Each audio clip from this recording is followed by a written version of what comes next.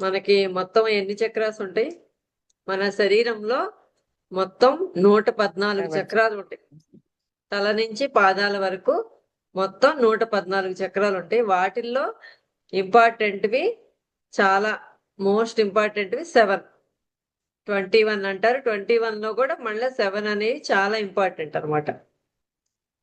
ఆ 7 చక్రాస్ గురించి చెప్తారు ఎక్కడైనా. అవి ఏంటంటే మూలాధార చక్రం, స్వాదిష్టానం, మణిపూరక, అనాహత, విశుద్ధ, ఆజ్ఞ, సహస్రారం.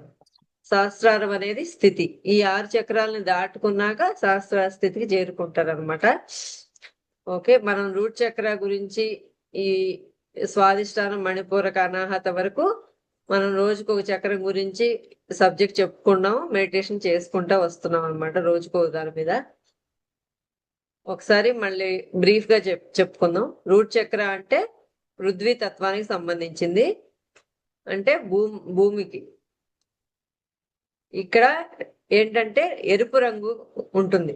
పద్మం అనేది 4 పెటల్స్, అంటే 4 దళాల పద్మం, 4 రేకుల ఎరుపు రంగు పద్మం ఉంటుంది. గుద స్థానంలో ఉంటుంది. అక్కడ ఆ ప్లేస్ లో మనం కూర్చునే ప్లేస్ లో ఉంటుంది. అక్కడ మంత్రం వచ్చేసేసి లం లం మంత్రం. నెక్స్ట్ స్వాదిష్టాన చక్రము జలతత్వానికి సంబంధించింది. జలతత్వానికి అంటే నీరు. మన బాడీలో కూడా 70% వాటర్ ఉంటాయి కదా, అట్ల పంచభూతాల్లో జలతత్వానికి సంబంధించింది అనమాట. ఓకేనా? అయితే ఇక్కడ మంత్రం వచ్చేసేసి వం. తర్వాత ఎన్ని రేకులు ఉంటుంది చెప్పండి? 6 రేకులు. 6 రేకులు పద్మం. ఆరెంజ్ కలర్ లో ఉంటుంది. ఆరెంజ్ కలర్ లో ఉంటుంది. దానికి ఎక్కువ ఆరెంజ్ కలర్ ఫ్రూట్స్ తింటాము, అంటే పపాయ, క్యారెట్, ఇలా ఆరెంజ్ కలర్ ఆరెంజ్ కమలాకాయలు అలాంటివి తినాలన్నమాట. ఆరెంజ్ కలర్ ఫ్రూట్స్ తినాలి. మూలాధార చక్రము యాక్టివేట్ అవ్వాలంటే మనం రూట్స్ నుంచి, వేళ్ల నుంచి వచ్చే ఏముంటాయి, బీట్రూట్, క్యారెట్ అవి ఉంటాయి కదా, అవి తీసుకోవాలన్నమాట. మన రూట్ చక్ర వల్ల ఏదైనా బ్లాక్స్ ఏర్పడి అంటే భయాలు ఏవైనా ఉంటే అవి రూట్ చక్ర నుంచి మనకి బ్లాక్స్ ఉన్నాయని అర్థం. మణిపూరకం వచ్చేసి బీజాక్షర మంత్రం రమ్. రమ్ అని మెల్లగా మనం చాంటింగ్, ఏ బీజాక్షర మంత్రం మూలాధారంకి లం కదా, ఆ లం చేసినప్పుడు అక్కడ మీకు వైబ్రేట్ అవుతూ ఉంటుంది. ఆ చక్రం దగ్గర మీకు ఎనర్జీ అనేది ఫ్లో అవుతూ ఉంటుంది. అక్కడ జాస్ పెట్టాలి మీరు. అక్కడ మూలాధార చక్రంకి ధ్యానం చేసేటప్పుడు మీరు ఆ ప్లేస్ లో మీరు ఫోకస్ చేయాలన్నమాట. ఒక్కొక్క చక్రానికి 7 days మీరు చాంటింగ్ చేసుకుంటూ, లేకపోతే లం మంత్రం యూట్యూబ్ లో ఉంటుంది, లమ్ అని స్లోగా వస్తూ ఉంటది అనమాట. అట్లా నిదానంగా అది పెట్టుకొనైనా మీరు మెడిటేషన్ చేసుకోవచ్చు. చక్రానికి 7 రోజులు చొప్పున మీరు చేయాలి మినిమం. ఒక చక్రం 7 రోజులు చేసిన తర్వాత మళ్ళీ నెక్స్ట్ ఇంకొక చక్రం. అట్లా మనం ఈ 3 అన్ని మెయిన్ 3 చక్రాలు దాటామనుకోండి, ఇంకా తర్వాత అంత ఓపెన్ గానే ఉంటాం మనం. అంటే బ్లాక్స్ అన్ని క్లియర్ అయినట్లే, ఆల్మోస్ట్ క్లియర్ అయిపోతాయి. అనాహత చక్రంకి వెళ్ళిందంటే ఇంకా ప్రేమతత్వంతోనే ఉంటాం. అందరిలో కూడా ఆ ప్రేమతత్వాన్ని, అన్కండిషనల్ లవ్ ని మనం చూడగలుగుతాం. మెయిన్ గా ఈ 3 చక్రాలే మనం యాక్టివేషన్ చేసుకోవాలి. ఆ లో ఎనర్జీస్ అక్కడే ఉంటాయి అన్నమాట. మనం భయాలు, బాధలు, గిల్ట్, షేమ్, ఈర్ష్య, పగ, ఈ కామ, క్రోధ, లోభం, మోహ, మదమాశ్చర్యాలు అంటారు కదా, ఈ అరిషడ్ వర్గాలు, ఇవన్నీ అక్కడే అన్నమాట మనం పట్టుకునేది. మనం అవన్నీ దాటుకొని వెళ్ళాలి ముందుకి. అవన్నీ కొన్ని ఈ జన్మలోయే అయి ఉండొచ్చు, కొన్ని ఇప్పుడు ఈ జన్మలో వచ్చినాయి కాదు, కొన్ని గత జన్మల నుంచి వస్తాయి, కొన్ని పూర్వీకుల నుంచి వస్తాయి అనమాట. అట్లా మనం ఇవన్నీ కూడా క్యారీ చేసుకుంటూ మనం వచ్చామన్నమాట ఈ జన్మలో. ఏవైతే మనం తెచ్చుకున్నామో అవన్నీ మనం క్లియర్ చేసుకోవడానికే. ఇవన్నీ మనవి కాదు అని ముందు మనం నమ్మాలి. ఏవైతే మనం ఇప్పుడు అనుభవిస్తున్నాం, బాధలు, కష్టాలు, ఇవన్నీ మనవి కాదు. ఇవన్నీ ఒక లెసన్స్ నేర్చుకోవడానికే మనం ఈ భూమి మీదకి వచ్చాం. మనం ఏవైతే పాఠాలు ఉన్నాయో ఆ పాఠాలు నేర్చుకోవడానికి, అంటే సహనము, ఓపిక, ఓర్పు, ప్రేమ, క్షమాగుణం, అంగీకార తత్వం, ఇవన్నీ లెసన్స్ అన్నమాట. ఇప్పుడు పిల్లలకి పాఠాలు ఉంటాయి కదా, స్కూల్లో పిల్లలకి పాఠాలు ఉంటాయి కదా, లెసన్స్ ఉంటాయి కదా, సబ్జెక్ట్స్ చాలా రకాల సబ్జెక్టులు ఉంటాయి కదా, English, Telugu, maths, social science, అలా ఎలా అయితే పిల్లలకి ఉన్నాయో మనందరికి కూడా అలా సబ్జెక్ట్స్ అన్నమాట. ఆ పేర్లు ఏంటంటే ఇట్లా అంగీకార తత్వం, ఇట్లా క్షమాగుణం, ప్రేమ, ఓర్పు, సహనం, కరుణ, ఇవన్నీ కూడా కొన్ని కొన్ని జన్మలు పడతాయి. ఒక్కొక్క లెసన్ నేర్చుకోవాలంటే ఒక జన్మలో అయిపోవు. కొంతమందికి అవుతాయి, కొంతమందికి కొంచెం టైం పడుతుంది. అట్లా ఒక్కో దాని గురించి కొన్ని జన్మలు కూడా పడతా ఉంటాయి అన్నమాట లెసన్స్ నేర్చుకోవడానికి. ఎప్పుడైతే ఆ లెసన్ నేర్చుకున్నామో ఆ లెసన్ ఇంకా దాటి మనం ఇంకో మెట్టు ఎదిగినట్టు. ఒకవేళ ఆ లెసన్ నేర్చుకోలేదనుకోండి, మనకి ఇంకా అలాంటి పరిస్థితులు, అలాంటి లెసన్ నేర్పించే వాళ్ళు మన చుట్టుపక్కల వస్తా ఉంటారన్నమాట. మన పేరెంట్స్ రూపంలో గాని, పిల్లల రూపంలో గాని, లేకపోతే హస్బెండ్, జెంట్స్ అయితే వైఫ్ రూపంలో గాని అట్లా వస్తూ ఉంటారన్నమాట. మనకి ఆ లెసన్ నేర్చుకోలేదు కదా, కాబట్టి అవి వాళ్ళలో కనిపిస్తాయి మనకి.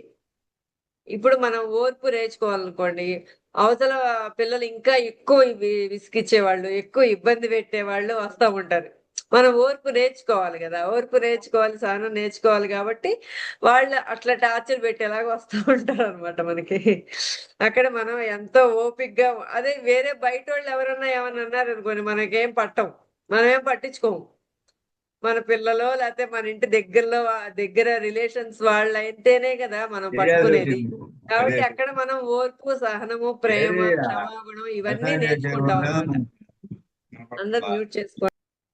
ఎప్పుడైతే మనం ఈ లెసన్స్ అన్ని నేర్చుకుంటామో అప్పుడు మనం వేరే నెక్స్ట్ స్టెప్కి వెళ్తాం. ఇప్పుడు ఒక క్లాస్ అయిపోయింది, పిల్లలకి ఒక క్లాస్ అయిపోతే నెక్స్ట్ ప్రమోషన్ వస్తుంది కదా, అట్లాగే మనకు కూడా అంతే. భగవంతుడు ఇవన్నీ లెసన్స్ పరీక్ష పెడతా ఉంటాడు అనమాట. ఇది ఒక పనిష్మెంట్ అని అనుకోకూడదు. ఇది ఒక శిక్ష. నాకే వచ్చినాయి కష్టాలు, నాకే వచ్చినాయి బాధలు, నాకే పేదరికం వచ్చింది, లేకపోతే నాకే అనారోగ్యం వచ్చింది, ఇవన్నీ ఏం లేవు. ఇవన్నీ లెసన్స్ నేర్చుకోవడానికి మనం తెచ్చుకున్నాం. మొన్న వీడియో చూపించా కదా, మనం భూమి మీదకి వచ్చే ముందు ఎలా వస్తాము, ఏమేమి లెసన్స్ తీసుకొని వస్తాం, ఎలాంటి తల్లిదండ్రుల్ని ఎంచుకుంటాం, ఎలాంటి పిల్లల్ని ఎంచుకుంటాం, ఇవన్నీ మనం జన్మ తీసుకోక ముందే అన్ని ప్రీ ప్లాన్డ్ గానే వస్తాం. అంత తేలిగ్గా ఏం రాలే ఎవరు. ఎందుకంటే ఇక్కడ చాలా భయంగా అనిపిస్తది. అక్కడ అంతా ఫ్రీగా ఉంటది, స్వేచ్ఛగా ఉంటాం, అన్కండిషనల్ లవ్ తో, మిత్రత్వంతో, ఆత్మలోకంలో అంతా బాగుంటాం. కానీ ఇక్కడికి వచ్చాక మాయపురం ఉంటుంది కదా, మొత్తం మర్చిపోతాం కదా. అది ఎటు తెలుసు, ఆత్మకి ముందే తెలుసు మర్చిపోతామని తెలుసు భూమి మీదకి వచ్చేటప్పుడే. కానీ ఆ లెసన్ నేర్చుకోవడానికి మనకి ఎట్లా ఎవరు ఉండరు కదా, అందుకని మన భర్త రూపంలో గాని, లేకపోతే పిల్లల రూపంలో గాని, ఇట్లా అత్తమామలు గాని, తల్లిదండ్రుల రూపంలో గాని మనమే తెచ్చుకుంటాం. అలాంటి ఫ్యామిలీని ఎంచుకుంటాం. ఓర్పు నేర్చుకోవాలంటే అలాంటి పిల్లల్ని ఎంచుకోవడం, లేకపోతే అలాంటి పేరెంట్స్ ని గాని, లేకపోతే భర్తని గాని, ఏదైనా మనం లెసన్ నేర్చుకోవడం కోసమే అలాంటి వ్యక్తుల్ని, అలాంటి పరిస్థితుల్ని మన జీవితంలోకి తెచ్చుకుంటాం అనమాట. ఇప్పుడు అట్లా వచ్చినాక మళ్ళీ ఇక్కడ దాన్ని అంగీకరించలేక వాళ్ళనే తప్పు పడతా ఉంటాం. ఇదంతా ఈ సబ్జెక్ట్ మర్చిపోతాం కదా, మనం లెసన్ నేర్చుకోవడానికే వచ్చాం, వాళ్ళే నన్ను ఇట్లా వచ్చారు అని చెప్పి తెలుసుకోలేము. ఇక్కడికి వచ్చిన తర్వాత మర్చిపోతాం కాబట్టి వాళ్ళని నిందిస్తాం. వాళ్ళ వల్లే నాకు ఈ పరిస్థితి, నేను బాధపడుతున్నా, వాళ్ళు నన్ను అన్నారు కాబట్టి నేను ఇంత బాధపడుతున్నాను, నాకు ఇంత ఎమోషన్ వచ్చేసింది, నేను ఇంత బాధలు కష్టాలు పడుతున్నాను, వాళ్ళ వల్లే నాకు ఇలా వచ్చింది, ఇవన్నీ నా పరిస్థితులు నాయి కాదు అని ఎప్పుడు ఏదో అవతల వాళ్ళ మీద చూపిస్తా వస్తాం. ఇక్కడ తెలుసుకోవాల్సిందంటే ఇదంతా ఎక్కడిది, మనకే, మన వాస్తవానికి మనమే కారణం అని చెప్పి తెలుసుకోవాలి.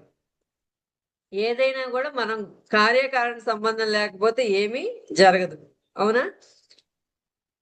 శివుడు ఆజ్ఞ లేనిదే చీమైనా కుట్టదంటారు కదా. అట్లాగే మన జీవితంలో ఎదురయ్యే ప్రతి వ్యక్తి గాని, ప్రతి సంఘటన గాని మనకి ఎదురవుతుందంటే ఏదో ఒక కారణం ఉంటేనే మనకి జరుగుతుంది, లేకపోతే ఏమీ జరగదు. అందరికీ అన్నీ లేవుగా. అన్నీ జరగాలంటే అందరికీ ఉండాలిగా, అందరికీ కష్టాలు ఉండాలి, అందరికీ బాధలు ఉండాలి, లేకపోతే అందరూ అనారోగ్యంతో బాధపడుతూ ఉండాలి. లేకపోతే ఏదో ఒకటి అందరూ ఫేస్ అవ్వాలిగా. కానీ కొంతమంది బానే ఉంటున్నారుగా. సేమ్ సిచ్యువేషను కొంతమంది బానే ఉంటారు. కొంతమంది అమ్మో! నాకే వచ్చేసినాయి, నాకే బాధలు, నాకే కష్టాలు, ఇంకెవరికీ లేవు, అందరూ బానే ఉన్నారు అనుకుంటారు. కానీ ఎవరి ఫ్యామిలీలో ఉండే వాళ్ళకి ఉంటానే ఉంటాయి. అవునా గదా! ఎవరికుండే సమస్యలు వాళ్ళకుంటాయి. కానీ కొంతమంది దాన్ని రెస్పాన్స్ ఫీల్ అవుతారు. అంటే రెస్పాండ్ అవుతారు. దాన్ని ఎవరిని ఏమి బ్లేమ్ చేయరు. ఎవరిని ఏమి నిందించరు. దాన్ని యాక్సెప్ట్ చేస్తారు. కొంతమంది రియాక్ట్ అవుతారనమాట. ఓవర్‌గా రియాక్ట్ అయిపోయి నేనెందుకు నన్నంత మాట అన్నారు వాళ్ళు. నేనెందుకు ఇంత సఫర్ అవ్వాలి. నాకెందుకు ఇంత ఇబ్బంది పడాలి. నేను ఈ జీవితంలో నేను పుట్టిన దగ్గర నుంచి ఎవరికీ ఏమి హాని చేయలేదు గదా! ఎవరిని ఏమి మోసం చేయలేదు. ఎవరికీ ఏమి కొంచెం గూడా బాధ పెట్టేలాగా నేనెవరికీ ఏం మాట్లాడలేదు గదా! నేనెందుకు అనుభవించాలి అని ఇట్లా అనుకుంటూ ఉంటారు. ఇదంతా కార్యకారణ సంబంధం లేకపోతే ఏం జరగదనుకున్నాం గదా! అది కొన్ని గత జన్మల నుంచి గూడా మనం ఇట్లా అంటే ఈ కర్మ పోగొట్టుకోవడానికి మనం తెచ్చుకుంటాం కొన్ని. కొన్ని పూర్వీకులియి ఉంటాయి. అట్లా రకరకాలు ఉంటాయన్నమాట. ఒక ఒకటి మనకి ఎదురైందంటే దానికి రీజన్స్ ఎన్నో ఉంటాయి. ఇది అని మనం చెప్పలేమన్నమాట. కాబట్టి ఉన్నది ఉన్నట్లుగా మనం యాక్సెప్ట్ చేసుకుంటూ దాని నుంచి మనం ఏ లెసన్ నేర్చుకోవాలి.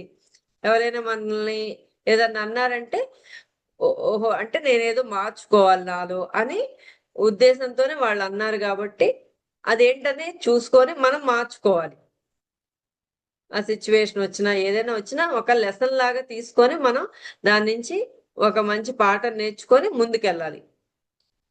ఓకేనా?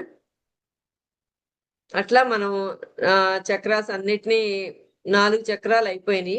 మూలాధార, స్వాదిష్టాన, మణిపూరక, అనాహత 4 చక్రాలు మనం రోజు ఒక చక్రం చొప్పున మనం సబ్జెక్టు మెడిటేషన్ చేసుకుంటూ వచ్చాము. నెక్స్ట్ విశుద్ధ చక్రం గురించి తెలుసుకుందాం. విశుద్ధ చక్రం ఎక్కడ ఉంటుంది? ఇక్కడ గొంతు దగ్గర ఉంటుంది. విశుద్ధ చక్రం ఇక్కడ గ్లాండ్ ఏంటంటే థైరాయిడ్ గ్లాండ్. ఎవరికైనా ఈ బ్లాక్స్ ఏర్పడితే ఈ చక్రంలో థైరాయిడ్ సమస్యతో బాధపడుతూ ఉంటారు. ఇది హయ్యర్ యాక్టివేట్ అవ్వకూడదు, లోయర్ కూడా అవ్వకూడదు అనమాట. అంటే ఓవర్ యాక్టివేట్ అయినా కూడా సమస్యలు వస్తాయి. లోయర్ గా అంటే తక్కువ ఉన్నా కూడా సమస్యలు వస్తుంటాయి అన్నమాట. అయితే ఇది ఇక్కడ కలర్ వచ్చేసేసి స్కై బ్లూ అన్నమాట. విశుద్ధ చక్రానికి కలర్ ఏంటి? Sky blue. ఇది ఆకాశ తత్వానికి సంబంధించింది. పంచభూతాలలో ఆకాశ తత్వం అన్నమాట. ఓకేనా? బీజ మంత్రం వచ్చేసి హమ్. బీజ మంత్రం హమ్ అన్నమాట. ఇది మాటల ద్వారా వ్యక్తీకరిస్తాం. ఏదైనా మనం ఎక్స్‌ప్రెస్ చేయాలనుకోండి, మన మాటల ద్వారానే కదా, మాటలు ఇక్కడి నుంచే కదా వచ్చేది. కాబట్టి విశుద్ధ చక్రం ఏదన్నా ఎక్స్‌ప్రెస్ చేయలేకపోయినా, లేకపోతే వాళ్ళలో వాళ్ళు అణుచుకున్న భావాలని వాటి వల్ల ఈ చక్రం అనేది థైరాయిడ్ రావటం గాని, ఇక్కడ బ్లాక్స్ అనేది ఏర్పడతాయి అన్నమాట. సత్యాన్ని సత్యంగా చెప్పలేకపోతాం. అంటే అవతలోళ్ళు ఏమన్నా అనుకుంటారేమో, ఈ మాట కరెక్ట్ నాకు తెలుసు సత్యం అని. కానీ చెబితే నన్నేమన్నా తక్కువగా భావిస్తారు. ఇప్పుడు నాన్ వెజ్ తినకూడదు. కానీ అందరితో మనం చెప్పలేంగా ఎగ్ తినకూడదు, నాన్ వెజ్ తినకూడదు. అది తింటే కరెక్ట్ కాదు పాపం అది ఇదని కొంతమంది ఎక్స్‌ప్రెస్ చేయలేరు కదా! అవతలోళ్ళు మనల్ని ఏమన్నా అనుకుంటారేమో, నీది నువ్వు చూసుకో, నాకు నువ్వు చెప్పొచ్చావా అని చెప్పని మొహానే అనేస్తారు కొంతమంది. వాళ్ళేమన్నా అంటారేమో మనల్ని, ఎందుకొచ్చింది మనకి, మన పనేదో మనం జేసుకుందాం అని జెప్పని అనుకుంటాం గదా! అట్లా. నెక్స్ట్ ఇది క్రియేటివిటీ గూడా ఎక్స్‌ప్రెషన్. క్రియేటివ్ గూడా మనకి వస్తుందనమాట. ఈ విశుద్ధ చక్రం బ్యాలెన్స్‌లో ఉంటే మనకేమవుతుందంటే భావాలని స్పష్టంగా చెప్పగలుగుతాం. మన మాటల్లో గూడా పవర్ ఉంటుందనమాట. వాళ్ళు ఎవరైనా మాట్లాడితే చక్కగా మాట్లాడుతున్నారు. వాళ్ళ మాటలు చాలా బావుంటున్నాయి. ఇంకాసేపు విందాం అనిపిస్తా ఉంటది. కొంతమంది దగ్గరికెళ్తే అబ్బా! ఎప్పుడెళ్ళిపోదామా? ఎప్పుడు జిడ్డుగా ఉన్నాడు. వదిలేస్తే బావుండు ఈడు. ఎక్కడ వదిలించుకుందామా అనిపిస్తా ఉంటది కొంతమంది దగ్గరికెళ్తే. అట్లా అన్నమాట. ఈ కమ్యూనికేషన్ స్కిల్స్ గూడా చాలా బలంగా ఉంటాయి. ఏదైనా ఫ్రీగా ఎక్స్‌ప్రెస్ చేయగలుగుతాం. కమ్యూనికేషన్ కూడా బావుంటుంది. నిజాయితీగా ఉంటారు. ఆత్మవిశ్వాసంతో ఉంటారనమాట. ఆత్మవిశ్వాసం కూడా పెరుగుతుందనమాట. ఒకవేళ ఏదన్నా బ్లాక్ ఈ చక్రం దగ్గర ఏదైనా బ్లాక్స్ ఏర్పడినాయి అనుకోండి, అప్పుడు ఏమవుతది? మా మాట్లాడడానికి కూడా భయపడతారు. ఎవరైనా ఏదన్నా చెప్పాలంటే కూడా భయం అన్నమాట వాళ్ళకి. ఇప్పుడు స్టేజ్ ఫియర్ నలుగురితో ఒక 10 మంది ముందు మాట్లాడాలంటే కూడా భయమేస్తా ఉంటది కదా మనకి కొంతమందికి.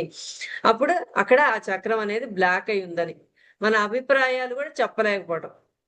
మనకేదైనా ఒక అభిప్రాయం ఉంది. దాన్ని క్లారిటీగా మనం చెప్పలేకపోవటం అన్నమాట. నెక్స్ట్ గొంతు సమస్యలొస్తాయి. థైరాయిడ్ గాని, ఇక్కడ ఏదన్నా ఈ కొంచెం వాపులు అయి వస్తుంటాయి కదా కొంతమందికి ఇక్కడ ఈ ప్లేస్‌లో.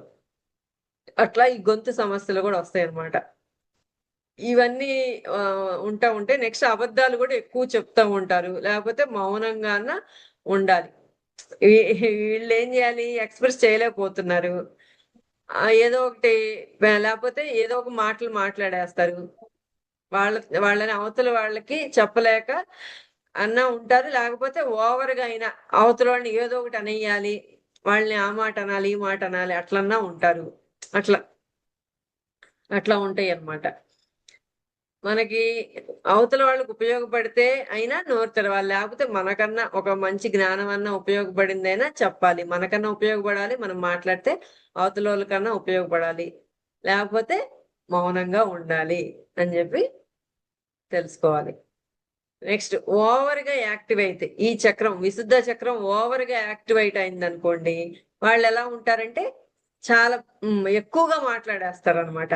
నిమిషానికి ఒక 1000 మాటలు మాట్లాడేస్తారు. అసలు ఆపకుండా నాన్ స్టాప్‌గా మాట్లాడుతూనే ఉంటారింక. అట్లా అన్నమాట. ఇతరులు చెప్పేది గూడా వినరనమాట. ఇతరులు చెప్పేది గూడా వినకుండా వీళ్ళు ఏదైతే చెప్పాలనుకున్నారో గడగడ మైకిస్తే ఇంకా ఆపకుండా చెబుతా ఉంటారు చూడండి. పక్కనోళ్ళకి కూడా ఛాన్స్ ఇవ్వరు. అట్లా అన్నమాట. చెబుతూనే ఉంటారింకట్లా. నెక్స్ట్ అహంకారంతో మాట్లాడుతా ఉంటారు.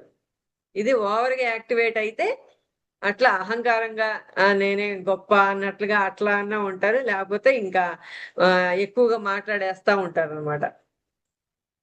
నెక్స్ట్ దీనికి యాక్టివేషన్‌కి టెక్నిక్స్ అన్నమాట. ఈ విశుద్ధ చక్రం యాక్టివేట్ అవ్వటానికి టెక్నిక్స్ ఏంటంటే ఈ మంత్రం అనేది జపించాలి. హమ్ మంత్రం 108 సార్లు జపించాలి. బ్లూ కలర్‌ని విజువలైజ్ చేసుకోవాలి. ఈ గొంతు దగ్గర బ్లూ కలర్ ఉన్నట్లుగా మీరు విజువలైజ్ చేసుకోండి.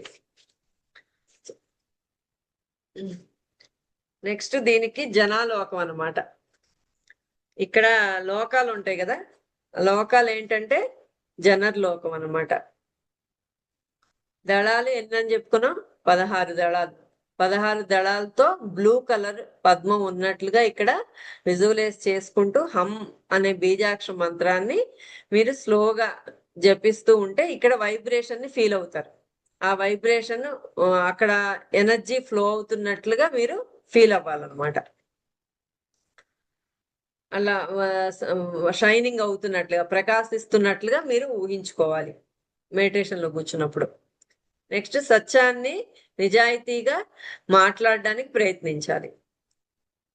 నెక్స్ట్ ఏదైనా పాటలు పాడటం విశుద్ధ చక్రం యాక్టివేట్ అవ్వాలంటే పాటలు పాడటం కానీ ఏదైనా మ్యూజిక్స్ ఏదో ఒకటి నేర్చుకోండి. పాటలు ఏదో ఒకటి సినిమా పాటలు లేకపోతే ఏయో పాటలు మీకు నచ్చిన పాటలు పాడుకుంటా ఉండండి. సంగీతం వల్ల మనం ఎన్నో బ్లాక్స్ క్లియర్ అవుతాయి కదా. కాబట్టి విశుద్ధ చక్రం మెయిన్ గొంతు కాబట్టి పాటలు పాడుతూ ఉండాలన్నమాట. పాడటం లేకపోతే వినటం దానివల్ల మనం బలపరుస్తుంది అనమాట. విశుద్ధ చక్రం యాక్టివేట్ అవుతుంది. నెక్స్ట్ జర్నలిజం అంటే మీ భావాలని రాసుకోవటం వల్ల కూడా ఒకవేళ నాకు పాటలు పాడటం రాదు అనుకోండి, రాయండి. మీ భావాలు అవతల వాళ్ళకి చెప్పలేకపోతున్నారు, పాటలు కూడా పాడలేకపోతున్నారు. అప్పుడు మీరు పేపర్ తీసుకొని మీ లోపల ఏవైతే భావాలు ఉన్నాయో వాటిని బుక్ లో రాసుకోండి. అట్లా రాసుకోవడం వల్ల కూడా మీరు ఆ చక్రాన్ని ఓపెన్ చేసుకోవచ్చు. అంటే అది విశుద్ధ చక్రం ఓపెన్ అవ్వటానికి మనకి సహాయపడుతుంది అనమాట. ఓకేనా? ఈ సింపుల్ గా డైలీ ప్రాక్టీస్ చేసుకోవాలంటే ఉదయం పొద్దున్న లేవంగానే ఒక 5 మినిట్స్ హమ్ మంత్రం బీజాక్షరం మంత్రం చాంటింగ్ చేసుకోవటం, ఒక బ్లూ కలర్ లైట్ ని విజువలైజ్ చేసుకోవటం, 5 నిమిషాలు గట్టిగా మీరు మీ గోల్స్ ని పెద్దగా చెప్పడం. మన సెషన్స్ లో అవే కదా చెప్పేది, నేను చెప్పిస్తా కదా. పెద్దగా నుంచొని హై వైబ్రేషన్ లో ఒక సాంగ్ మ్యూజిక్ పెట్టేసుకొని మీ గోల్స్, మీ లక్ష్యాలు ఏవైతే ఉన్నాయో మనం నుంచొని పెద్దగా చెప్తాం కదా. అట్లా ఇవన్నీ చేసుకోవాలన్నమాట. ఈ 3 స్టెప్స్ ఫాలో అవ్వండి. మెడిటేషన్ లో హమ్ మంత్రం చాంటింగ్ చేయటం, బ్లూ కలర్ 16 పెటల్స్ ఒక పద్మం విజువలైజ్ చేసుకోవటం, మీ గోల్స్ ని పెద్దగా చెప్పడం. నేను ధైర్యంగా ఉన్నాను, నేను ధైర్యంగా నేను నిజంగా మాట్లాడుతున్నాను, నేను సత్యాన్ని చెప్పగలుగుతున్నాను, నా వాక్యాల్లో శక్తి ఉంది, నేను క్లియర్ గా కమ్యూనికేషన్ చేయగలుగుతున్నాను. ఇట్లా ఈ 2-3 ఎఫర్మేషన్స్ మీరు చెప్పుకోవచ్చు అన్నమాట రోజు.